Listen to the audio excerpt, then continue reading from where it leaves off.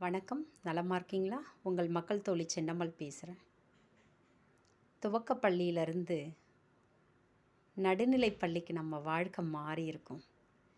இந்த நடுநிலைப் பள்ளி குரூப் ஸ்டடி, கூட்டு படிப்பு. புத்தகம் வாங்கக்கூட வசதி இல்லாத காலகட்டத்தில் எழுதி எழுதி மாள முடியாத தாள்கள் தான் அதிகம். அந்த தாட்களில் சரியாக எழுதியிருக்கிறோமா, சரியில்லாமல் எழுதியிருக்கிறோமா, நான் எழுதுனதை நீங்கள் பாருங்கள், நீங்கள் எழுதுனதை நான் திருத்துறேன் அப்படின்னு சரி பார்த்ததும், வாய்விட்டு சொல்லி திரும்ப திரும்ப மனப்பாடம் பண்ணதை ஒப்பிச்சதும் மறக்க முடியாத நாட்கள். ஏன்னா என்னை நான் எங்கே சரி செஞ்சுக்குவேன்? என் அன்பு தோழிகளே, உங்களோடைய அந்த பாசமும் அன்பும் இன்றைக்கி அடிக்கடி நினைக்கிறேன். எங்கள் அருகில் நீங்கள் இல்லையே அப்படிங்கிறது.